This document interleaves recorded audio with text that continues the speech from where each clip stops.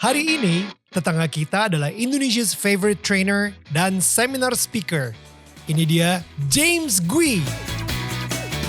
Setelah sukses membangun bisnis di Singapura, James Gui memilih untuk meninggalkan semuanya, pindah menetap di Indonesia, dan mulai lagi dari nol. Di obrolan kali ini, bukan hanya mendengar tentang kisah hidup Pak James, tapi gue juga jadi banyak belajar value-value kehidupan dan strategi untuk sukses. Inilah dia kisah tetangga kita.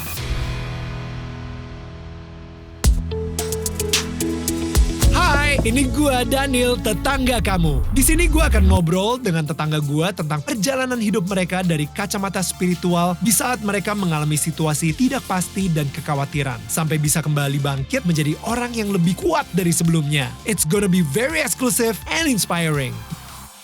Hai semua tetangga-tetangga yang gue sayangin dan gue cintain. Kembali lagi di Daniel, tetangga kamu, bersama gue Daniel Mananta. Well guys, gue pengen curhat sedikit nih ya. Gue pengen banget dan memimpikan banget kalau misalnya kita bisa ketemu bareng, right, face to face, dan kita ngadain Daniel, tetangga kamu live on stage, dimana di situ gue akan ngobrol sama tetangga kita di atas panggung dan kalian bisa nonton langsung gitu, live, right? Nah, khususnya buat kalian teman-teman yang tinggal di daerah Jakarta dan sekitarnya, gue penasaran sih. Kira-kira kalau misalnya gue mengundang tetangga kita yang akan gue ajak ngobrol, ngundang siapa ya? Well, gue butuh masukan dari kalian. Kalau misalnya kalian punya ide, please masukin di kolom komentar. Alright guys. Nah, sekarang gue pengen promo-promo sedikit nih. Well anyway, kita mau jualan baju ini nih. Jadi ini adalah salah satu merchandise officialnya dari Daniel Tetangga Kamu. Kalian bisa ngedapetin di Tokopedia official shop kita. Langsung aja search DMN official merch. Atau kalau misalnya mau lebih gampang, di sini ada QR code. And all you have to do, tinggal di screenshot aja. Dan ini akan membawa kalian langsung ke official shop kita di Tokopedia. Anyway guys, langsung aja. It is such an honor buat gue untuk memperkenalkan ke kalian tetangga kita hari ini. He is Indonesia's favorite trainer and seminar speaker, James Gui. Pak James, thank you.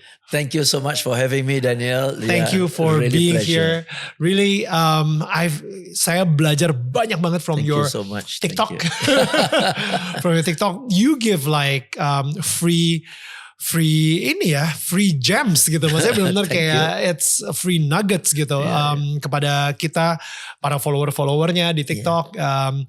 Tapi yang pastinya tadi nih cara saya jualan baju ini gimana nih? Kayak udah aman belum atau? Sudah. You paling jago jualan kaos. Tapi asli loh, kalau misalnya untuk ngomongin soal jualan, udah langsung tanya sama James Gui aja gitu. Thank you. Actually kita benar-benar tetangga loh ya. Really, exactly. I mean, I can just walk back home. Yeah. Saya sendiri to be honest, kalau misalnya lagi hari Minggu gitu ya, suka lari kan. Nah larinya ya ke daerah rumah saya juga. Pak James. Iya. Jadi that's where I run, and literally kita tetanggaan banget. But Pak James, I want to know more about you actually. Sure. Kita kalau Pak James sendiri kan lahirnya sebenarnya di Singapura ya? Lahir di Singapura, besar di Singapura, sampai sekarang masih warga negara Singapura. Right. So I actually had no connections with Indonesia whatsoever. Right. Nggak ada relatives, nggak ada teman-teman sekolah, nggak ada alumni. Wow. Nothing. Jadi let's talk about your childhood dulu gitu ya.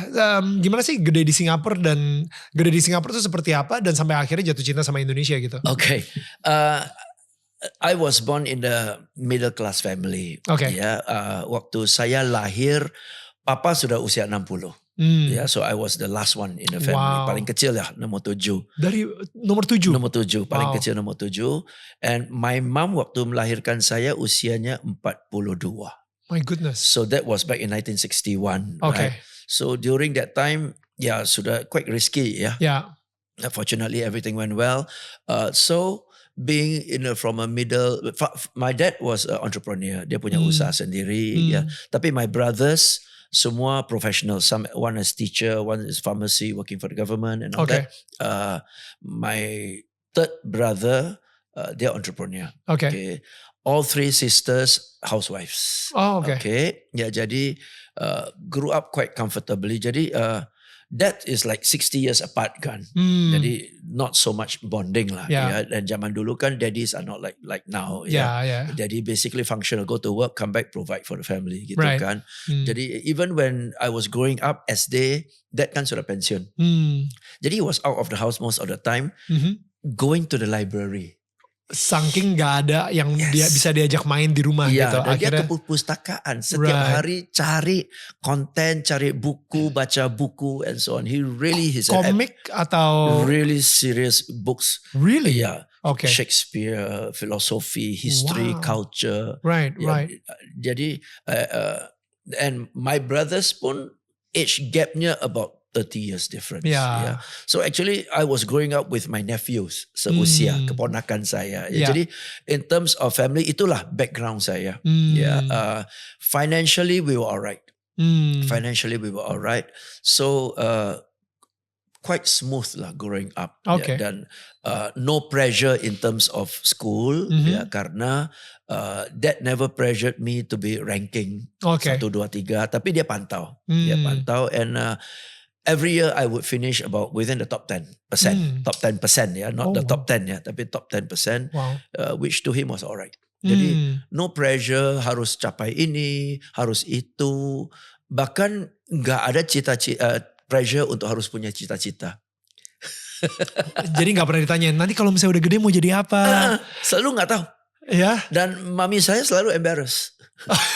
Malu karena sama keponakan saya mau jadi dokter, saya mau jadi insinyur, saya mau jadi lawyer, I want to be a pilot, I want to be an astronaut, you know. In my heart always, alah. Ngomong sekarang we shall see gitu loh. So that's why I never wanted to say my ambition. Dan tahun 60-an kayaknya belum ada ya, I wanna be a trainer and motivation. Oh enggak ada. Seminar speaker one day gitu kan. Enggak ada. Even in the 1990s, the 2000s, waktu saya sudah jadi trainer and motivational speaker and my mom is in Singapore kan, was in Singapore. Jadi dia tanya, what do you do? I said, I'm a trainer. What is that? I'm a motivator. You mean people pay you to motivate them? Itu konsep yang susah banget tuh susah banget kan? Nggak ada. Jadi growing up nggak ada cita-cita jadi trainer, motivate, no such thing lah. So akhirnya ketika lulus kuliah, akhirnya mulai kerja. Dan gimana ceritanya dari situ sampai akhirnya ke Indonesia? Ya, jadi saya di jurusan IT. Oke. Itu pun ada cerita sampai mau kuliah pun masih belum ada cita-cita. It's at that. So jadi untuk teman-teman yang sampai segini belum ada cita-cita, ya tenang aja lah. Tenang aja lah. God has plans for you, don't worry. Amen. Tapi bener sih, saya mikir-mikir ya. Kalau saya sendiri emang waktu kecil ketika ditanyain gede mau jadi apa, karena saat itu suka banget nonton film He-Man. Gue pengen jadi orang kuat, gitu. Gue pengen jadi pokoknya. Tapi cita-cita apa nggak tahu juga gitu. My dad, papa saya pedagang di Mangga 2. Jadi ya paling dekat pun juga ya ngkong Mangga 2 lah. Iya itu dia kan. Belum ada jadi VJ. Maksudnya it never crossed my mind. Emang bener sih, emang sulit juga untuk jadi buat teman-teman yang masih belum ada cita-cita, kemungkinan besar cita-cita lo belum terciptakan. Betul. Lu yang akan menciptakan si pekerjaan tersebut gitu. Dan melalui you ciptakan pekerjaan tersebut, buka jalan buat banyak orang. Exactly, be a pioneer gitu kan malahan. Right. So even that, jadi di IT because I saking nggak tahu apa yang mau di jurusan apa, my brother asked his friend for advice. Jadi temannya bilang the future will be in computers. Right. Jadi if your brother has nothing in mind, ya udah ikut jurusan komputer lah. Jadi because my grades qualified, jadi ikut jurusan komputer, graduated.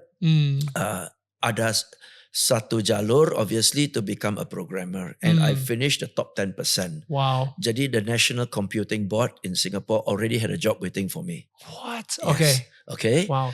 Tapi waktu saya masih kuliah, saya diajak oleh satu lembaga kursus komputer, training center lah to on certain days twice a week keliling ke sekolah-sekolah SMP SMA in Singapore to sell their computer courses.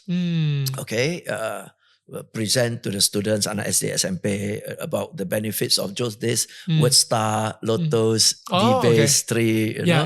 Explain to them why the future is computer, why you should attend our computer courses gitu. Right. And we were very popular.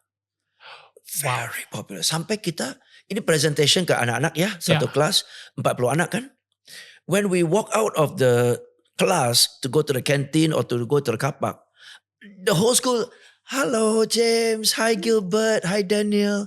But we were only there for 20 minutes to talk to the kids. Then some teachers said, what do you do to the students? Why are you so popular with them? Yeah, itu dia. So something is clicking here. Yeah, okay. And I enjoyed it. Yeah, jadi after graduation, on the one hand, sudah ada pekerjaan waiting for me as a programmer, systems analyst. Career path udah jelas lah. Tapi teman-teman, James, join us lah as a trainer in our computer school. And then maybe one day kita buka lembaga kursus sendiri. So when I consulted with my lecturer, dosen, so I've got these two options. Dia bilang, go and be the professional programmer lah. You have been trained to do that. Right. Tapi ini hati ya. Gak mau. I enjoy this more gitu loh. Yeah. So finally, I decided to do this. Jadi teacher in the training center, ngajar anak-anak SMP, SMA, computers, and then kita buka lembaga khusus komputer, and in 2 years we became the second biggest computer school in Singapore.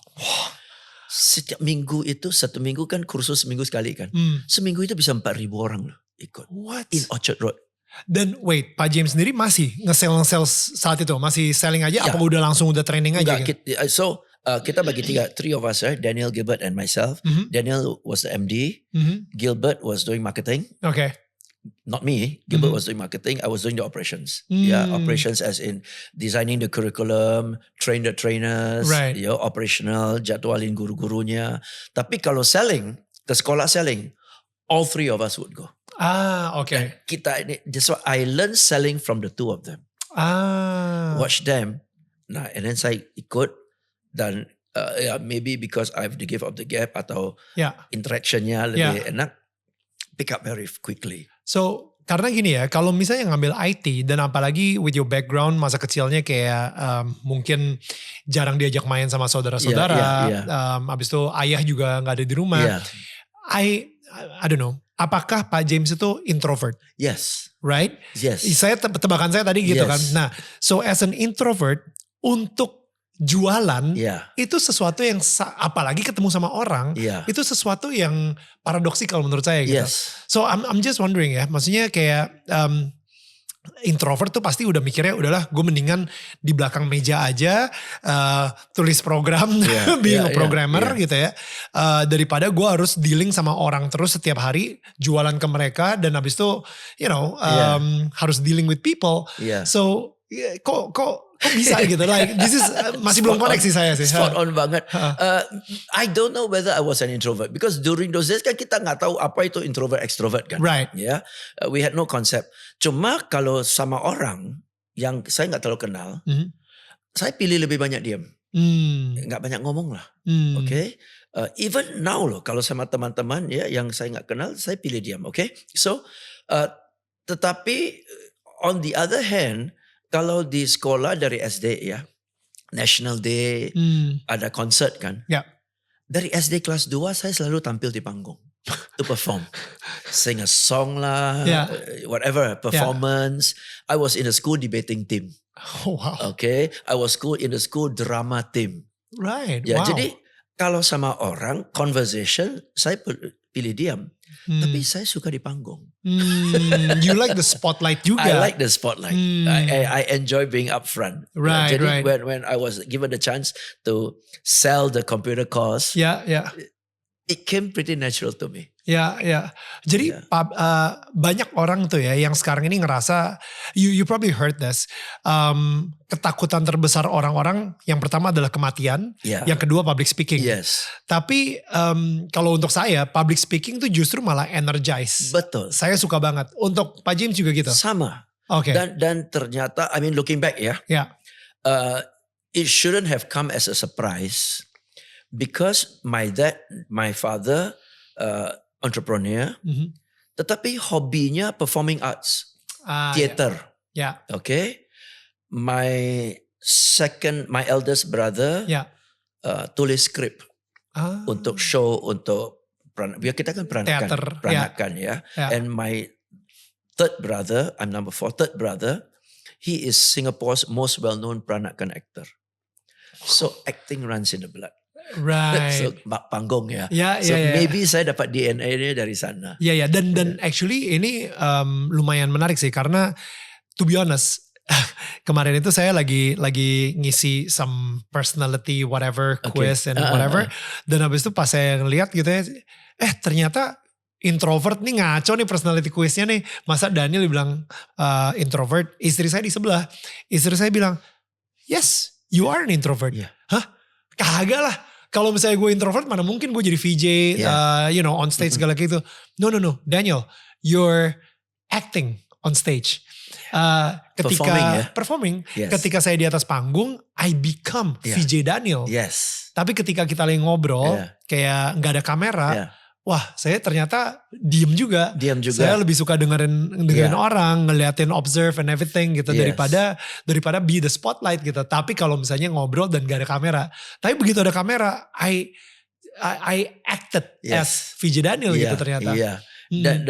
Dan abis performance, setelah performance, abis showtime, kita balik ke rumah diam-diam kan. We avoid the crowds kan. Yes, correct. Sama, avoid the crowds. Oh my God. Kau gak penting-penting amat, gak mau ketemu kan. Pulang rumah aja kan. Diam-diam aja kan. Weekend tuh lebih sering enakan di rumah gitu. Itu dia, sama. Sama. Sudah selesai mau ketemu, ya udahlah pulang aja dah, malas dah. Banyak orang justru yang kayak, malah party dan lain-lain gitu. No. So we look like very outgoing, tapi after the performance we go home, right? Dan akhirnya sih I think kita ke-train ya. Kita akhirnya ke-train. Jadi ketika ketemu sama orang baru pun, kadang-kadang yang muncul tuh si VJ Daniel. Yes. Kadang-kadang yang muncul gitu. Jadi tiba-tiba I can be charming, saya bisa entertaining them and everything. Tapi sebenarnya Daniel Mananta yang introvert ini, ya kalau misalnya gak penting-penting amat ya diem-diem aja gitu. Jadi I think you and I similar in that sense. Kalau orang kenal kita dan sapa kita, that showtime part of us muncul. The real part of us muncul adalah kalau kita ngobrol sama orang yang jujur gak kenal kita. Itu benar-benar kita itu. Iya kan? Dan kadang-kadang suka gini sih Pak James. Because kita sering banget muncul di social media dan lain-lain gitu ya, atau sekarang ini di YouTube, atau saya sendiri dulu di Indonesian Idol dan MTV. Orang itu punya relationship sama saya, tapi saya nggak punya relationship sama mereka. Jadi ketika saya lagi di gap di mall gitu ya, saya lagi jalannya di mall gitu, mereka kesannya udah kenal sama kita. Tiap hari dia dengerin di Smart FM, tiap hari dia nonton MTV. Jadi akhirnya ketika dia ketemu kita, Daniel apa kabar? Langsung asik gitu. Hey gini nih. Dan kita yang siapa ya lo? Hai ya foto ya. Sudah pergi. Siapa dia? Gak tahu. Sering banget. That is so similar. I can't believe it. Dari kecil family sudah Taoist. Tahu. Oke. Dan kita kecil pasti ikut orang tua lah ya. Ke wihara. Ke wihara and so on. My father also reads the Bible. He's critical. Dia suka sekali kalau ada orang gereja datang, evangelis ya datang. Come in. Dan dia debate sama dia. Sampai that poor guy don't know how to answer. He say go back and learn and talk to me.